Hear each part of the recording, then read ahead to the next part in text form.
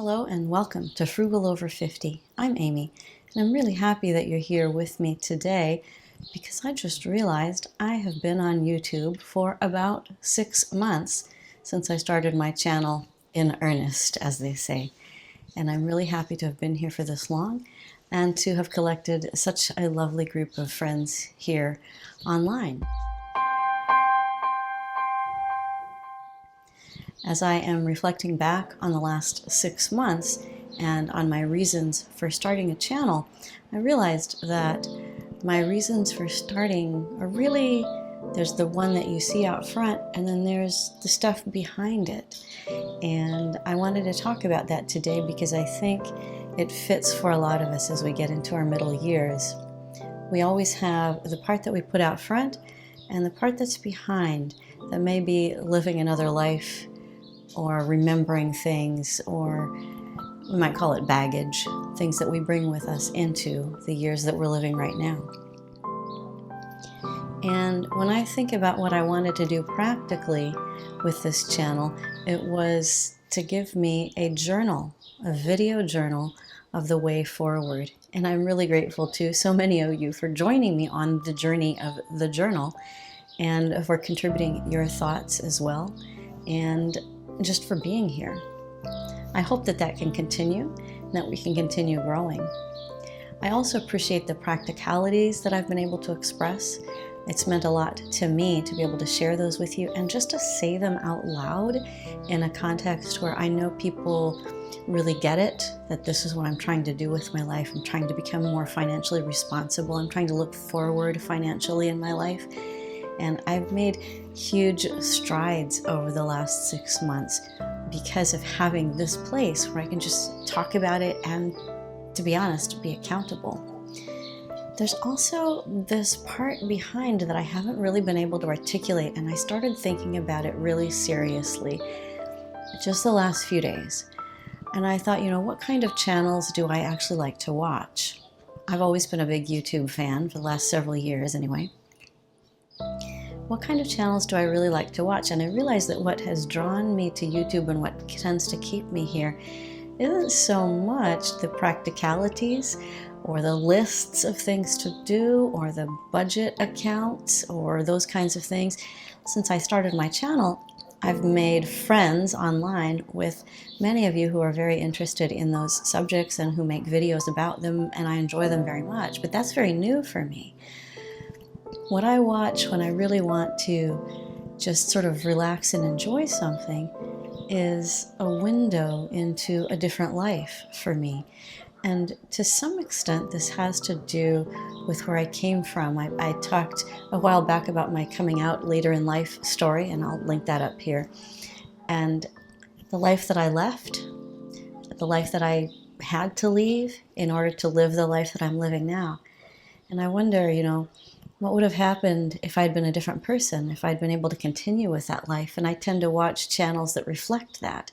I love channels with housewives who are talking about using their budget for making frugal dinners for their children and their husbands. I love that kind of video. And I also love to watch videos about history, about how people lived 100 to 1,000 years ago. I like that sort of looking back at what was and what might have been. And when I look at the practicalities of my life, I want to make sure that I incorporate the positive feelings that I have when I look at those.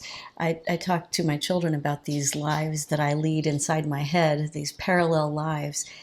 I want to bring the sort of yummy, warm feelings that I have from those parallel lives, from those might have been lives, into my current life. And I have been surprised to discover that one of the ways that I can do that is to look honestly and carefully at my financial part of my life and take responsibility for it and move forward with it. Because I really think that the life that I left, for instance, had a lot of good in it, and I want to bring the comfort and the peace that I had in that life forward to this life where I'm actually able to live my authentic self.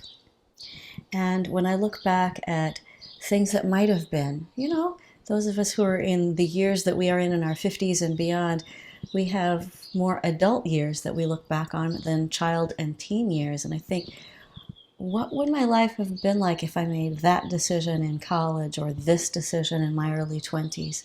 Where would I have gone? Where would I have lived? What sort of person would I have been? And I love to imagine what would have happened. Who would I have been? Who would I have been with? Where would I have lived? What language would I have spoken? Those lands of might have been, you know? And I like to imagine the good feelings in those places and bring them into the life that I'm living now, so that I have the feeling of any life that I imagine in the life that I live today. And the idea of being frugal, being minimal, and being intentional might seem like sort of a blunt practicality in the middle of all that, but it's not. I promise you it's not. For me, it's a way of feeling empowered, and it's a way of feeling joy, and it's a way of bringing a sense of history, a sense of connectedness to the whole universe right to my being right now. So if you happen to be wondering, what's the connection between finances and middle age? Maybe it's imagination. I recently had the opportunity to watch one of my favorite movies of all time, Gosford Park, and I was completely captivated by this song, The Land of Might Have Been. They say might have been because it's British. The song goes on for about 4 minutes, but I want to close today's video by singing for you just the refrain. The Land That Might Have Been by Ivor Novello.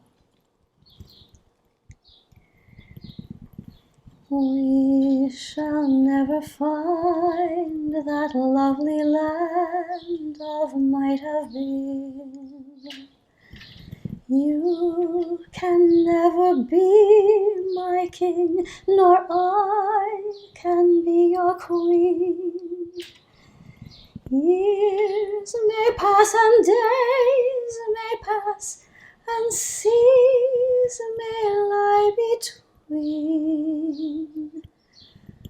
We shall never find that lovely land of might have been. It's true, we may never find that lovely land of might have been, but we can bring the feelings that we wanted to have in those lives into the life that we live now. And we can do it by looking very carefully and very truthfully at the life that we live now. Thank you for being here. I'll see you in the next video. Bye.